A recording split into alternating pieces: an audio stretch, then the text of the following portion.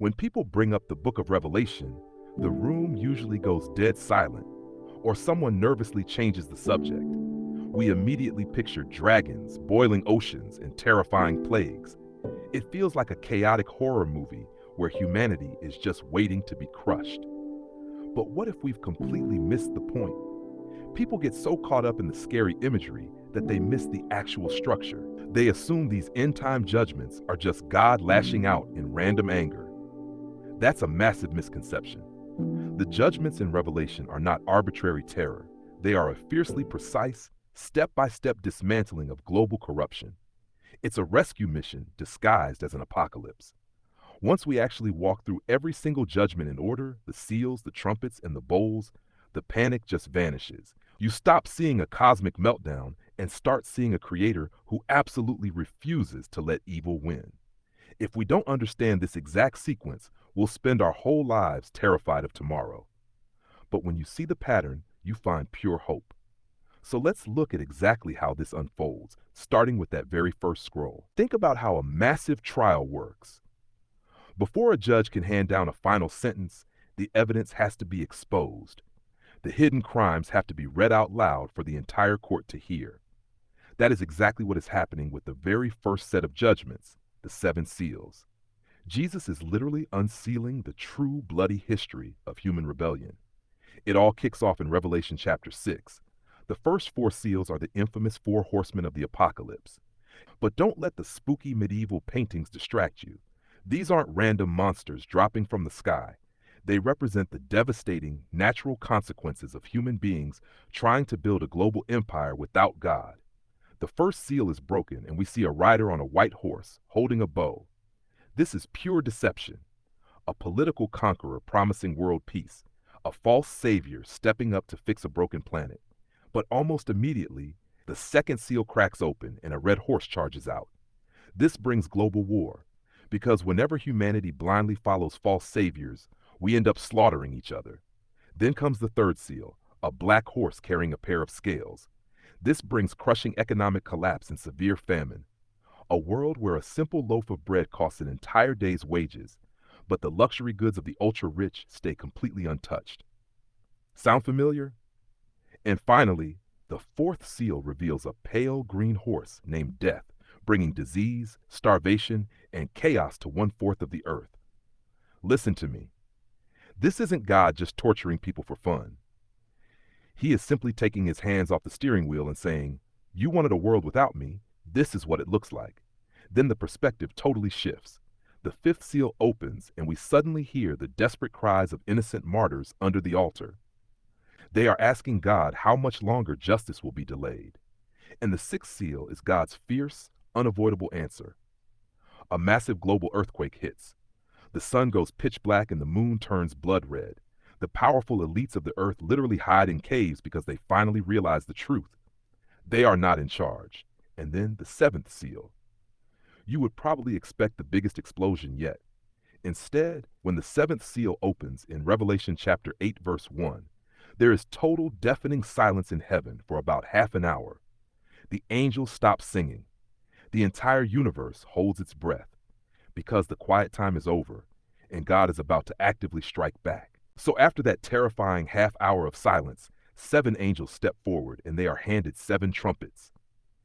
If the seals were God exposing human corruption, the trumpets are God sending out a final blaring air raid siren.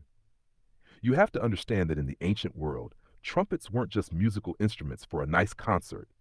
They were intense military alarms. They meant war was at the gates. The first 4 trumpets are direct strikes against the Earth's ecosystem. The first trumpet sounds, and a violent storm of hail and fire mixed with blood burns up 1/3 of all the trees and green grass. The second trumpet blasts, and something that looks like a massive burning mountain is thrown right into the ocean, wiping out 1/3 of all sea life and destroying 1/3 of the global shipping industry. Then the third trumpet hits the fresh water. A flaming star named Wormwood crashes down, poisoning 1/3 of the rivers and springs. And the fourth trumpet actually dims the sky, blacking out 1/3 of the sun, the moon, and the stars. Notice the specific pattern here? 1/3. It isn't total destruction yet. It's severe, absolutely. but it's restricted. Why? Because God is essentially shaking humanity by the shoulders and shouting, "Wake up." He is dismantling our false security in nature, our global trade, and our daily comforts to give us one desperate chance to turn around before the end. But things take a much darker turn with the last three trumpets. These are actually called the three woes, and they target rebellious people directly. The fifth trumpet unleashes a nightmare swarm of demonic locusts from the bottomless pit. But listen to this absolutely crucial detail. They are only allowed to torment the people who do not have the seal of God on their foreheads. God's people are protected. The torment lasts for 5 months, and it's so agonizing that people will literally beg for death, but death will flee from them. Then the sixth trumpet releases an unimaginably massive demonic army, 200 million strong, designed to wipe out another third of humanity. You'd really think that after surviving all this horror, the remaining politicians and billionaires and everyday rebels would drop to their knees. But Revelation chapter 9 verse 20 tells us the truly heartbreaking truth. They still refuse to repent. They grip their idols, their violence, and their greed even tighter.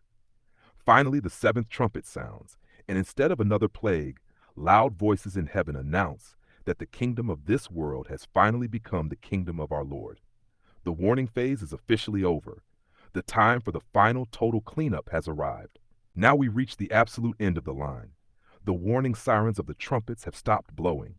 Humanity had every possible chance to turn away from their toxic anti-God systems, but they dug their heels in. So Revelation chapter 16 introduces the final stage, the seven bowls of God's wrath. If the trumpets were partial judgments, warnings that only touched 1/3 of the earth, the bowls are total, unrestricted justice. There are no more fractions. God is systematically dismantling the empire of the Antichrist piece by piece so that a brand new healed world can take its place. The first angel pours out his bowl, and foul, agonizing sores break out on everyone who took the mark of the beast and worshipped its image. This is a direct hit on their false loyalty. They thought the beast could protect them, but it can't even protect their own skin. Then the second angel pours his bowl into the sea, and this time, it doesn't just hurt 1/3. The entire ocean turns into thick blood like a dead man, and absolutely every living thing in the sea dies. The third bowl hits the fresh water. The rivers and the springs turn to blood as well.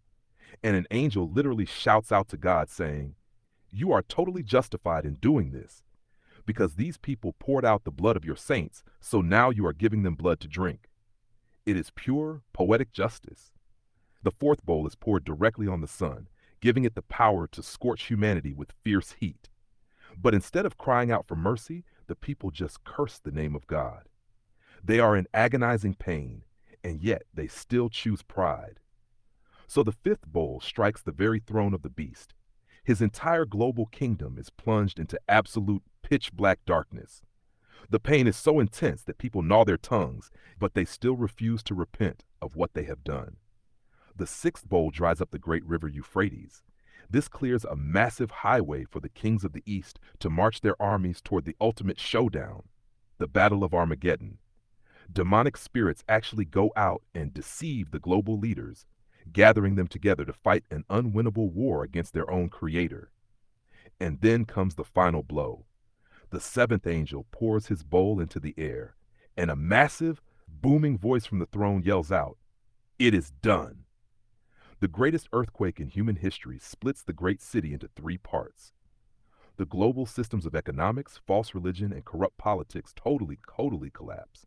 Islands vanish, mountains are leveled, and massive hailstones weighing around 100 pounds each smash down from the sky. God has finally wiped the slate clean.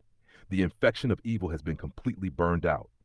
So after that seventh bowl, the earth is basically a shattered construction site. The old, corrupt power structures are totally gone. And this is exactly where the fear completely dissolves, because right after the demolition, we see the builder return to his property. In Revelation chapter 19, the sky rips open and Jesus rides out on a white horse. But he isn't coming as a suffering servant this time. He is coming as the undeniable, undisputed king. His eyes are like a blazing fire, and out of his mouth comes a sharp sword, which represents his spoken word. He doesn't even need to fight a prolonged military battle. He just speaks, and the beast and the false prophet are immediately captured and thrown into the lake of fire. The massive deception that poisoned humanity for thousands of years is shut down in an instant. Then we move into Revelation chapter 20. An angel comes down, grabs the devil himself, and chains him in the bottomless pit for 1,000 years. Think about that. The world finally gets to breathe. The earth finally gets to experience true justice and order without constant demonic interference. And yes, Satan gets one brief, desperate release at the end of those 1,000 years, but it's completely useless. Fire comes down from heaven, and he is permanently thrown into the lake of fire. The enemy is gone for good. Right after that, we see the great white throne judgment. Every single person who ever lived and rejected God stands before the throne. The books are opened, and their deeds are laid bare. It is a very heavy, solemn moment, but it is also the delivery of perfect, absolute justice. No crime is swept under the rug. Then we reach the ultimate finale in Revelation chapter 21. This is the entire reason God had to pour out those seals, trumpets, and bowls. He wasn't destroying the earth just to abandon it. He was clearing out the spiritual cancer so he could completely restore it. We see a new heaven and a brand new earth. The holy city, the new Jerusalem, comes down out of heaven, and a loud voice announces the most beautiful promise in the entire Bible. God's dwelling place is now right here among his people. He will personally wipe every single tear from their eyes.